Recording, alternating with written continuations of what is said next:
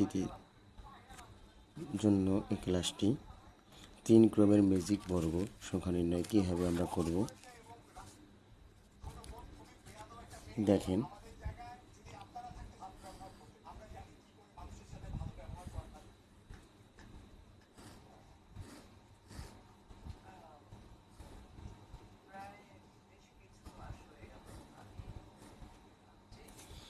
এভাবে সুন্দর করে 3 ক্রমের এদিক দিয়েও 3টা ঘর হবে, এদিক দিয়েও 3টা ঘর হবে, 1টা 2টা 3টা কলাম 3টা সারি।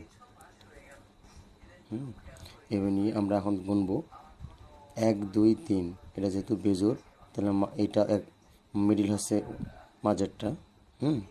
এখানে এখান থেকে আমরা শুরু করব। বেজোড় হলে আমরা ঠিক মিডিল থেকে শুরু করব কাজ, আর নাঙ্গল সূত্র প্রয়োগ করে কাজ করব। 1 এই ঘর নির্দেশ করতেছে, এইখানে হবে 2। তারপর এই কোনাকুনি, সবসময় কোনাকুনি যাব।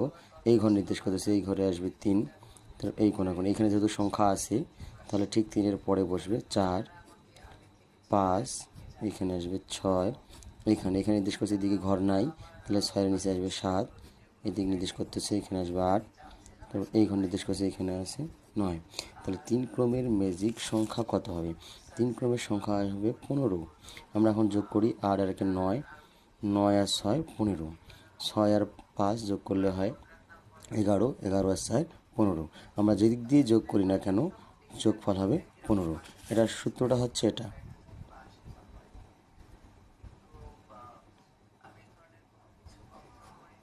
সূত্রটা হচ্ছে ক ইন্টু ক স্কোয়ার প্লাস 1 ডিভাইডেড 2। এখন যদি আমরা 3 ক্রমের বের করতে চাই তাহলে কয়ের মান হবে 3, 3-এর উপরে স্কোয়ার প্লাস 1 ভাগ 2। তাহলে হবে 3 3 9 আর 10, 3 গুণন 10, 3 গুণন 10 বাই 2, 5 2 গুণ 10, 3 5 15। যদি আমরা 4 ক্রমের বের করতে চাই, 4 ক্রমে বের করতে হলে এখানে কয়ের মান 4 হবে, 4-এর উপরে স্কোয়ার প্লাস 1 ডিভাইডেড 2।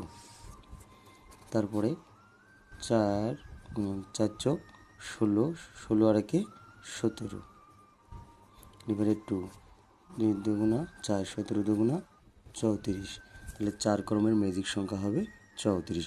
এভাবে আমরা আমাদের যখন এমসিকিউগুলো আসবে আমাদেরকে যদি প্রশ্ন করা হয় যে 3 ক্রমের ম্যাজিক সংখ্যা কত, 4 ক্রমের ম্যাজিক সংখ্যা কত, 5 ক্রমের ম্যাজিক সংখ্যা কত, তাহলে আমরা এই সূত্রটা ব্যবহার করে বের করতে পারবো। সূত্রটা হচ্ছে ক ইন্টু ক স্কোয়ার প্লাস 1 বাই 2।